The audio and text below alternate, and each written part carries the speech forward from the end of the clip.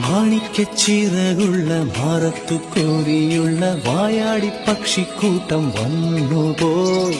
കാടൊന്നു കാണാനായി കൂടൊന്നു കൂട്ടാനായി ആകാശപ്പുഴ നീവി കുതിച്ചുപോയി.